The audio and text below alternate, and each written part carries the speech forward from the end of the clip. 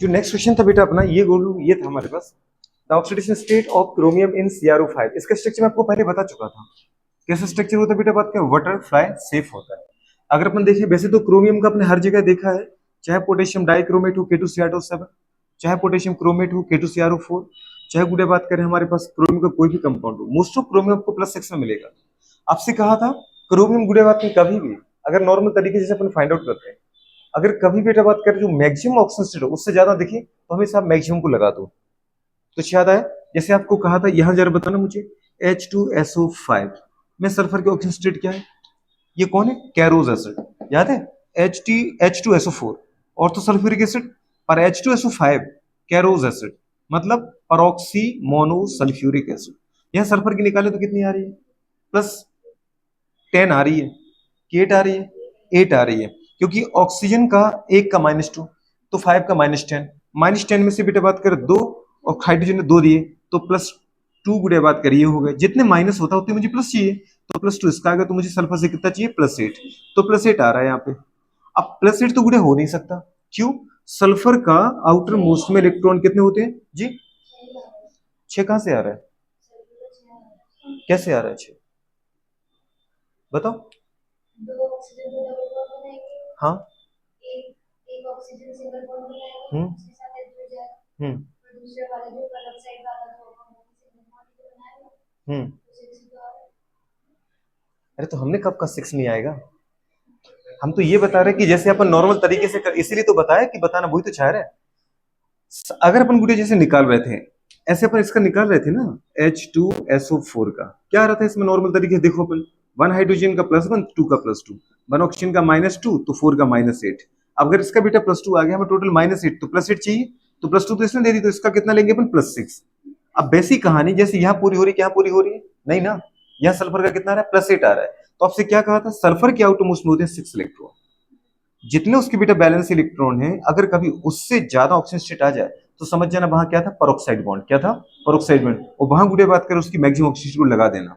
ठीक है, कभी भी किसी एलिमेंट की बात करो आप, चाहे फॉस्फोरिक एसिड में उठा लो, अगर किसी एलिमेंट की किसी कंपाउंड में ऑक्सीजन स्टेट उसकी बेटा बात करें बैलेंस इलेक्ट्रॉन से ज्यादा आ जाए, समझ पा रहे हैं, तो जो मैक्सिमम ऑक्सीजन स्टेट आ रही है वो गलत है, तो कितनी आएगी, उसके बैलेंस इलेक्ट्रॉन के बराबर, और इसके बैलेंस इलेक्ट्रॉन कितने थे, 6 थे, तो आप 6 लगा दो। ठीक है, अच्छा अब जब तुम इसको पूरा खोलोगे इसको, तो आपको खुद खुद समझ में आ जाएगा कि सल्फर से बेटा बात करें कितना ऑक्सीजन है, 5 ऑक्सीजन है, 1 ऑक्सीजन, 2 ऑक्सीजन, 3 ऑक्सीजन।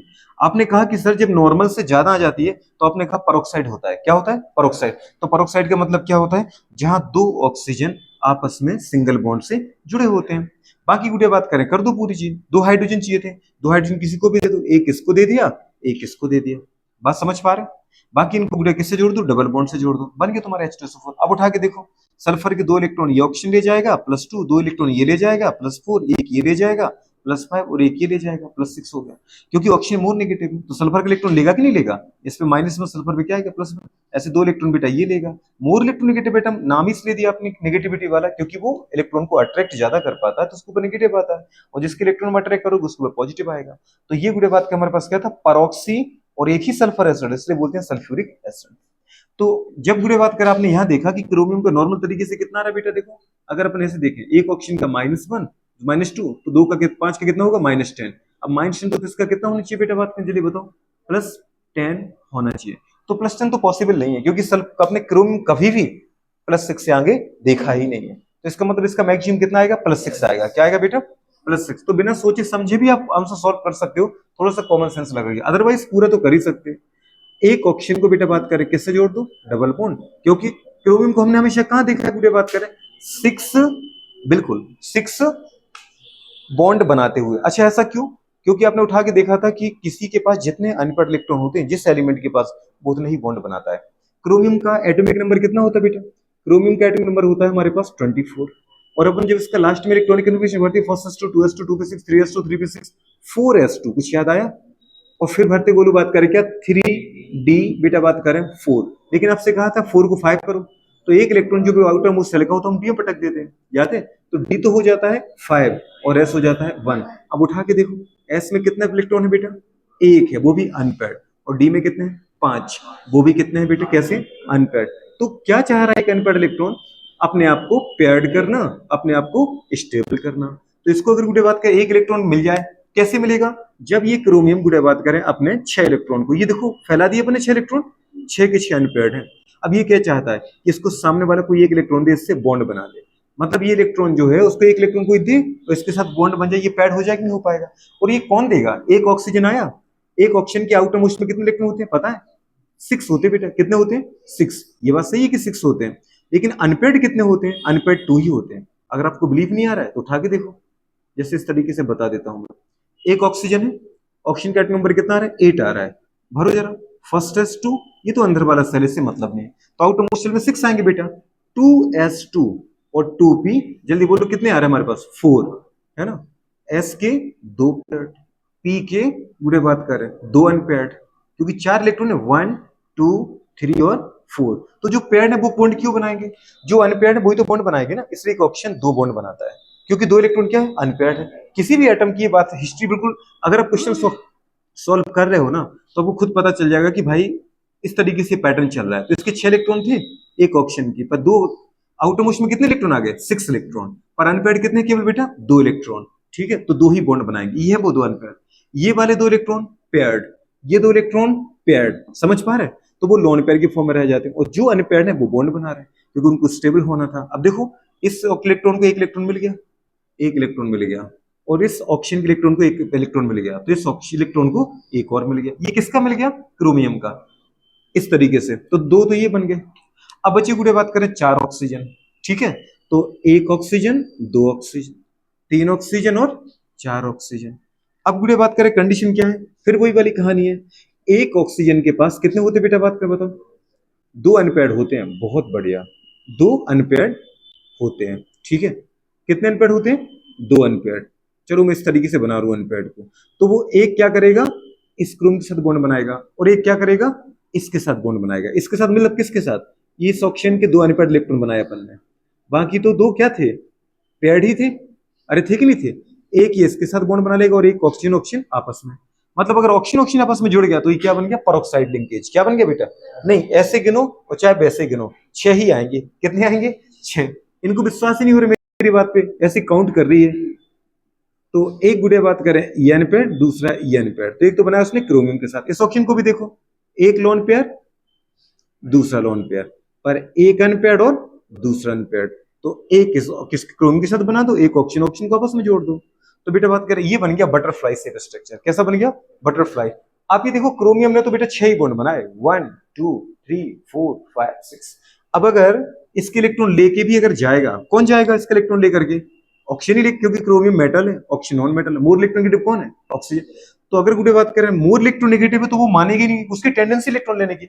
अगर ऑक्सीजन इलेक्ट्रॉन ले रहा है तो ऑक्सीजन पे क्या आएगा? -1, और क्रोमियम पे क्या आएगा? +1। ऐसे इस इलेक्ट्रॉन को भी कौन लेके जाएगा? ऑक्सीजन। ऑक्सीजन पे आएगा -1 और क्रोमियम पे आएगा +1। ऐसे इस इलेक्ट्रॉन को भी कौन लेके जाएगा? ऑक्सीजन। ऑक्सीजन पे आएगा -1, क्रोमियम पे आएगा +1। इस इलेक्ट्रॉन को भी कौन लेके जाएगा? ऑक्सीजन। ऑक्सीजन पे आएगा -1, क्रोमियम पे आएगा +1। इस इलेक्ट्रॉन और इस इलेक्ट्रॉन को कौन लेके जाएगा? ऑक्सीजन। तो ऑक्सीजन पे आएगा -2 और क्रोमियम पे क्या आएगा? +2। उठा के देखो, 2 3 4 5 6, क्या आ रहा है? +6 ही आ रहा है। तो +6 ऑक्सीजन स्टेट है बेटा बात करो, बटरफ्लाई शेप स्ट्रक्चर, और 2 पेरोक्साइड लिंकेज है। कितने बेटा बात करें? याद रखना, कोई पूछता है how many peroxide linkage are present in गुड बात कर CrO5 2। 2 पेरोक्साइड। पेरोक्साइड में क्या होता है, कुछ याद आया? एक ऑक्सीजन का -1 चार्ज, ये अपन ने लिखा था O2 -2। आपसे हमेशा कहा था कि पेरोक्साइड का मतलब एक ऑक्सीजन पर -1, या फिर आप कभी 2 ऑक्सीजन की फॉर्म लिखना चाहो तो अपन लिखो O2 -2। O2 -2 दिख रहा है आपको? ऐसे ये भी O2, 2 ऑक्सीजन है, -1 -2 चार्ज, कैसे भी लिखो, एक पर -1 ही रहेगा। तो ये गुड़े बात का बटरफ्लाई शेप स्ट्रक्चर है, प्लीज इसको याद रखना। नेक्स्ट आपसे ये पूछा था, what is the change in oxidation number of गुड़े बात करें carbon in the following reaction. Reaction ये थी कि जब बेटा बात कर अपन क्या कर रहे थे? मीथेन की रिएक्शन कर रहे थे क्लोरीन के साथ। मतलब मीथेन का क्या कर रहे थे बेटा बात कर अपन? जी, क्लोरीनेशन। मतलब हाइड्रोजन हटा रहे थे और क्या कर रहे थे? क्लोरीन जोड़ रहे थे। मतलब ये क्या है गुड़े बात करें? एक टाइप से डिस्प्लेस रिएक्शन हो रही, हाइड्रोजन हट रहा है, क्लोरीन आ रहा है, तो गुड़े बात करें सब्स्टिट्यूशन टाइप की रिएक्शन होगी, तो है ना। और क्लोरीन जुड़ गया तो क्लोरीनेशन बोलेंगे अपन। अच्छा, कार्बन मीथेन में अगर देखा जाए तो कार्बन का चार्ज क्या था? याद है बेटा बात करें? -4। कितना था? -4। अरे था कि नहीं था? क्यों? क्योंकि कार्बन और हाइड्रोजन मोर इलेक्ट्रोनेगेटिव कौन है? कार्बन है। कॉमन सेंस है। आपको बताया था बेटा, ये कार्बन है, 4 हाइड्रोजन है, टेट्राहेड्रल स्ट्रक्चर है, 109 डिग्री 28 मिनट की बात करें बॉन्ड ऑर्डर है। पर कार्बन की इलेक्ट्रोनेगेटिविटी कितनी बताई थी आपको? कुछ याद आया? ट्रिपल बॉन्डेड कार्बन की 3.25, फिर डबल बॉन्डेड कार्बन की कितनी बोली थी आपसे? 0.50 कम कर दो, कितना था? 2.75।